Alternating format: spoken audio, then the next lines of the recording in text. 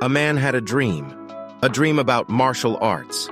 In the dream, there were flashes of blades and shadows of swords, vector jet thrusters, steel rods, ship-cutting knives, fire god cannons, wireless signal receivers.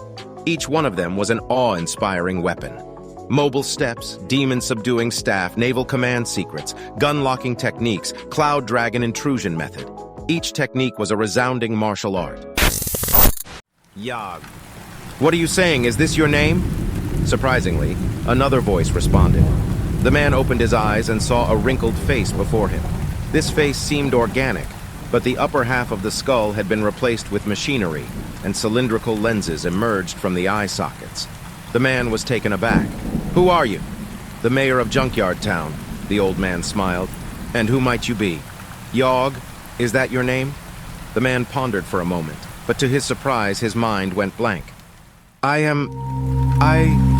He tried to shake his head, but then he realized that he seemed to have only a head left. This discovery startled him, and he had no choice but to respond. "I don't think that's my name. Yog is not my name." "But that was the first word you uttered after waking up," the mayor mused.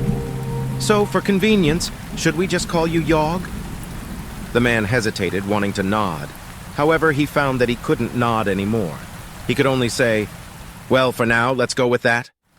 Although a voice deep inside him screamed, reminding him that this name held profound meaning, that it was definitely not his name. Even if he had forgotten himself, he must never forget this name. But he couldn't figure out why. Yogi jumped up. "Mayor! Mayor! Could my dad be a warrior from the old era, the really powerful kind?" The man was startled, but couldn't physically jump. "I have a son?"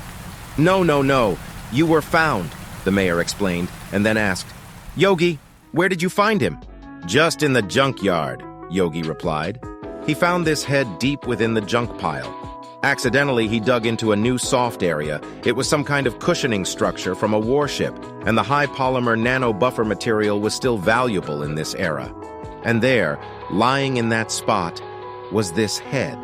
He initially thought it was a rather rare piece of garbage, so he was quite excited for a while. But as he was leaving the junkyard, he accidentally dropped the head into a puddle of dirty water. Then, he saw the eyes of the head move. "I will definitely fix you," the boy said to the head. "Then I'll have a dad." "Oh, I see." "Mayor!" Yogi stomped his foot. "You still haven't answered if he is or not." "Hey, this garbage dump was excavated 50 years ago, and the sublimation war happened even earlier. No brain cells can survive that long," the mayor tried to explain, but he realized Yogi couldn't understand and could only shake his head. "It must be the trash that arrived in the city a few months ago." A mechanical voice came from outside the window.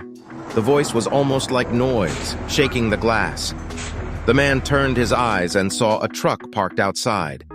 Could that be called a truck? He did see a huge cargo compartment, but the front of the vehicle was small, not big enough to fit a person. On the front of the truck, a camera was looking at the man. It was then that the man realized, or rather, his head realized that it was lying on a bed, with a large lamp hanging above it. The lamp seemed to have been brought by the village chief, as its cord was plugged into a socket on the chief's neck, and this bed was positioned directly in front of the window.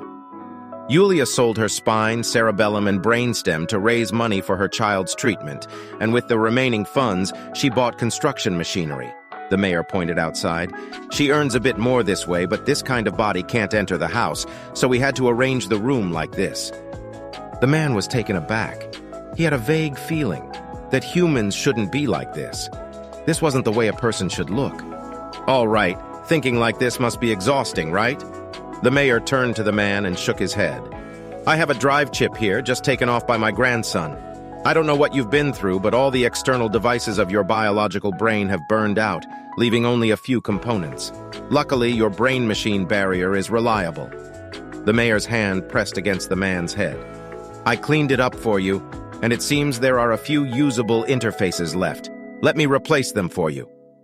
It was then that the man realized that he seemed to only have half a head, with no tongue, and a speaker directly connected in his mouth. Why is such an important thing happening only now? A sensation like an electric shock ran through him. New device discovered. installing necessary drivers. New signals raced through his nerves. This feeling. Suddenly, the man felt his body come alive. His meager body suddenly became vibrant. Without a driver chip's assistance, it's difficult to control a prosthetic with a biological brain. Your eyes seem good. Maybe they're quite valuable. Consider it?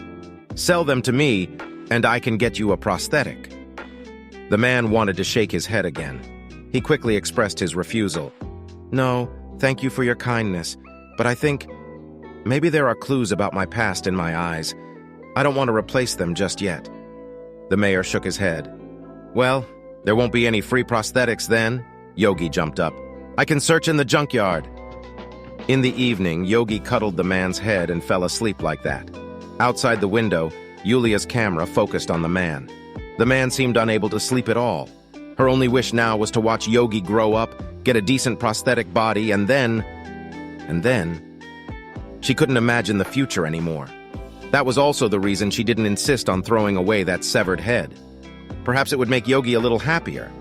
However, their family couldn't afford to buy a prosthetic, no matter how cheap it was. All their money would be used to get Yogi an adult prosthetic. In a few more years, Yogi's biological parts would surpass the maximum limit of a child prosthetic. But adult prosthetics were expensive. Sometimes, Yulia even thought about selling her temporal and frontal lobes. But she heard people say that those who sold their lobes would no longer be human, just machines. Becoming a machine wasn't a big deal, but if she couldn't love Yogi anymore, could she still work? She had to save money quickly. Hopefully, this dead head would also be able to work in the future. Consider it as repaying the debt to Yogi for saving him. For now, the name Yog became his temporary alias, but it made him feel uneasy. In this darkness, he finally determined one thing.